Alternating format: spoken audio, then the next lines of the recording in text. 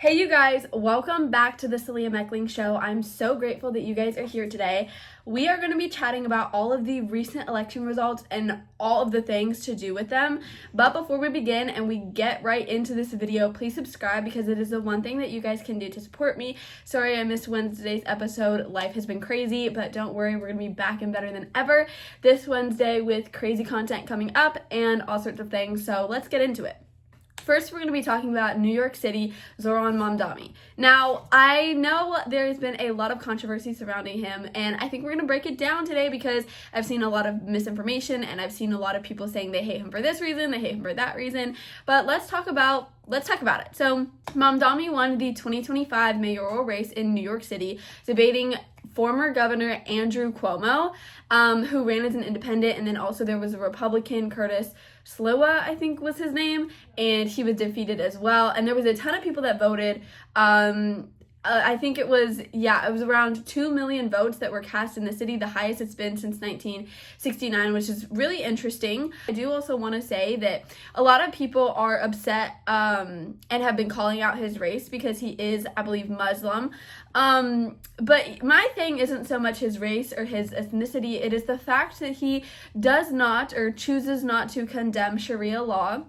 If you guys don't know what Sharia law is, it is basically a law that practicing people in Islam follow their life on, and it basically says that it's okay for young and little girls to be married to grown adult men, which is just absolutely disgusting. And I think it's interesting that feminists are very silent on that. But we're gonna go into some of his key political policies that he was promising to people. So free buses and fair free public transit was one of the main things he ran on.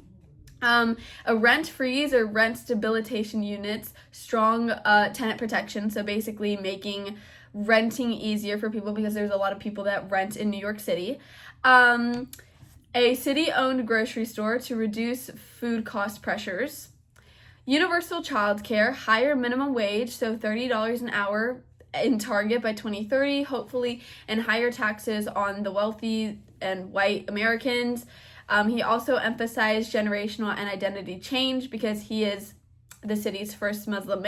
And here is my thing, right? If you take that at face value, that sounds incredible. I get all of this free stuff and better wages and all that stuff. It sounds incredible until you realize that that really can't be possible unless you have high taxes. I know this sounds like a utopia, but every single communist regime has started with a utopian sounding place, and that has never worked out. It didn't work out for Stalin. It didn't work out for Cuba. It didn't work out for a lot of countries. And unfortunately, I think New York is going to go down the drain and continue to further spiral if further action is not taken. And it's sad for me to say because I love New York City and I want to go to New York City, but I don't think it's going to be good. He takes over in January. I forget exactly when, but he's going to be taking over position in January. And I don't know. I hope I am wrong, but unfortunately, I think New York City is in for a rude awakening, and they are not going to be happy for what they voted for. I'm sure it sounds great, but once you actually implement this, it's not good. He also flip-flops on a lot of things. Mamdani said that he wanted to defund the police. Then he went on another talk show and said that he didn't want to defund the police. He's flip-flopped on a ton of different arguments and different values, and I get that other politicians have done this as well, but that's not an excuse, and it shouldn't be an excuse, and it should be concerning when any politician flip-flops on what they're saying.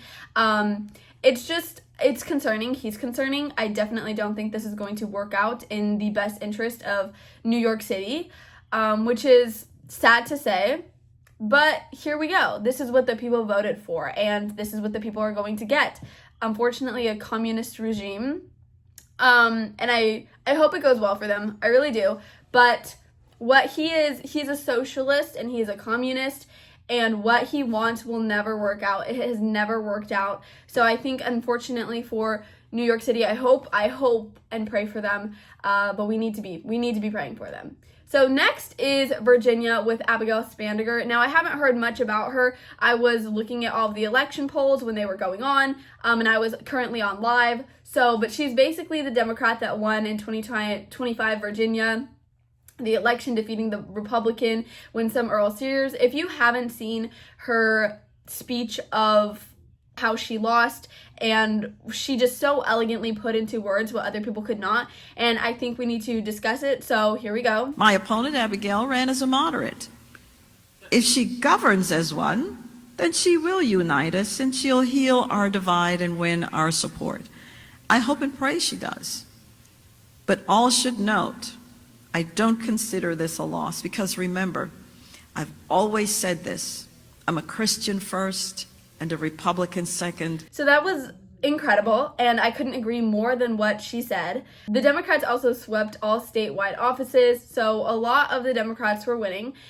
She ran on a relatively pragmatic, moderate-leaning campaign, so she was basically saying that she was more of an independent.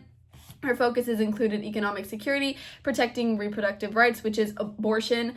So she also ran on government competence. Her message emphasized the contrast the Republicans were offering, and she was seen as voting for stability rather than extremism, which is funny because a lot of liberals will go independent just so that people that are kind of on the fence will go and vote for them more so.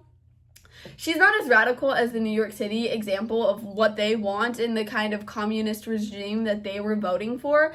But it's still, a lot of people that were for the environment wanted to vote for her because she kind of ran on that. I hope she is more moderate than Zoran Mamdani, and I hope that she is not for this communist agenda. I hope Virginia will be fine and will be good and will be safe and will be strong. But it is also sad to see that she is voting on abortion and being okay with murdering innocent babies. That is never okay. As a Students for Life activist and spokesperson, I think that is the most wicked crime that America has made illegal. It should never be legal to murder an innocent life. It should never be legal. Then also New Jersey was Mikey Sherrill. So Mikey Sherrill won the New Jersey 2025 race, defeating Republican Jack Carcellini, I think was his name. But yeah, so her victory margin was notably larger than expected and flipped several counties that had gone Republican recently, which is very interesting. But she campaigned on emphasizing affordability, protecting kids, and making government more accountable. She promised specific actions like freezing utility rate hikes, expanding first-time homebuyer credits, tackling renters' cost pressure, tightening drug price middlemen, strengthening education outcomes, and online safety for kids, which all of those sound great. And if she's able to run on those principles, then great. I hope so. I hope New Jersey gets what they need and what they want. I really do hope this. I really hope that all of the Democratic people make sure that their counties stay safe, make sure that their states stay safe. They put their delegates first. They put their people first instead of their policies and their money. But unfortunately, in any sort of politics, it's very corrupt, which is devastating. But New Jersey has been shifting politically in years. Sometimes it leans Republican, sometimes it leans Democratic, which is really interesting. But I think it's also interesting with what Democrats run on. They run on very people problems. It's not just like government or money or this or that. It's what people are dealing with, and I think that does resonate with people because people are struggling in America today. They're struggling to make ends meet. They're struggling to be able to have a family, and that's devastating. And so when Democrats run on those policies that sound great and sound utopian, of course they're going to vote for them.